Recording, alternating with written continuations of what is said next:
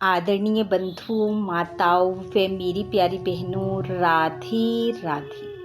आपका हमारे इस YouTube चैनल पर बहुत बहुत स्वागत है। बंधुओं, आज हम इस वीडियो में चैत्र शुक्ल पक्ष की कामदा एकादशी की कथा सुनेंगे, जिसे सुनने सुनाने से भगवान श्री हरि की कृपा से पापों का नाश होता है, पिशाच योनि से मुक्ति मिलती है, वे मनुष्य इस लोक के सुखों को भोगकर अंत में वैकुंठ लोक को पाता है। कथा सुनने के बाद यदि आप हमारे चैनल पर नए हैं तो कृपया हमारे चैनल को सब्सक्राइब करें, बेल आइकन को प्रेस करें ताकि हमारी वीडियो के नोटिफिकेशन सबसे पहले आप तक पहुंचे। वीडियो को शेयर व लाइक भी जरूर करें। एक बार धर्मराज युधिष्ठिर ने भगवान श्री कृष्ण से चैत्र शुक्ल एकादशी के बारे में पूछा, तो भगवान श्री कृष्ण ने कहा, हे धर्मराज, बहुत समय पहले वशिष्ठ मुनि ने ये कथा राजा दलीप को सुनाई थी, वही मैं तुम्हें सुनाता हूँ, ध्यान पूर्वक सुनो। प्राचीन काल में रतनपुर नाम का एक नगर था, जिसमें पुंडरीक नामक राजा राज्य करता था। रतनपुर नगर अपने नाम के समान सभी वैभवों से संपन्न था। अनेक गंधर्व अप्सराएं वहां निवास करते थे। उसी स्थान पर ललित और ललिता नामक गंधर्व पति पत्नी का जोड़ा भी रहता था। दोनों पति पत्नी एक दूसरे को बेहद प्रेम करते थे। दोनों एक दूसरे के हृदय में निवास करते थे। एक समय राजा पुंडरीक की सभा में नृत्य का आयोजन चल रहा था, जिसमें गंधर्व गान कर रहे थे और अप्सराएं नृत्य कर रही थी।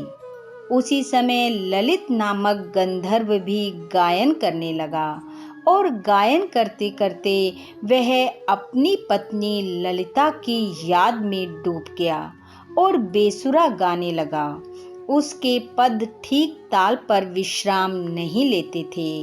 वहां उपस्थित कंकोट नामक नाग ने उसकी इस गलती को भांप लिया और उसके मन में झांक कर अपने तप के बल से ये जान लिया कि ललित गंधर्व के ऐसा करने का क्या कारण है, और यह जानकर कंकोट ने ये बात राजा पुंडरीक को बता दी। पुंडरीक यह जानकर बहुत क्रोधित हो उठा और उसने ललित को श्राप देकर एक विशालकाय राक्षस बना दिया। अपने पति की इस हालत को देखकर ललिता अत्यंत दुखी हो गई और वह राक्षस योनि में विचरण कर रहे अपने पति ललित के पीछे पीछे चलती रही और उसे इस पीड़ा से मुक्ति दिलाने का मार्ग खोजती रही। एक दिन चलते चलते वह श्रृंगी ऋषि के आश्रम में जा पहुंची और जाकर ऋषि को प्रणाम किया। ऋषि ने पूछा, हे देवी, तुम कौन हो और यहाँ इस जंगल में क्यों आई हो? तब ललिता ने ऋषि को अपनी सारी व्यथा सुनाई और उनसे इसका निवारण पूछा। तब ऋषि ने कहा, हे पुत्री, तुम सही समय पर आई हो। अभी चैत्र शुक्ल एकादशी तिथि आने वाली है। इस व्रत को कामदा एकादशी कहा जाता है। इसका विधि पूर्वक पालन करके अपने पति को इसका पुण्य देना, उसे राक्षसी जीवन से मुक्ति मिल जाएगी। तब ललिता ने ऋषि के कहे अनुसार विधि पूर्वक कामदा एकादशी का व्रत रख उसका पुण्य अपने पति को दिया, जिसके प्रभाव से ललित नामक वह गंधर्व राक्षस योनि से मुक्त हो अपने पहले स्वरूप को प्राप्त हुआ और दोनों पति पत्नी व्रत के प्रभाव से इस लोक के सुखों को भोगकर वैकुंठ लोक को गए।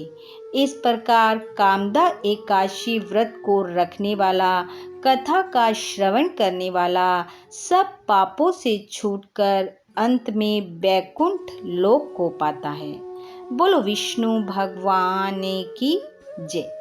बंधुओं, भगवान श्री हरि की कृपा आप व आपके परिवार पर सदैव बनी रहे।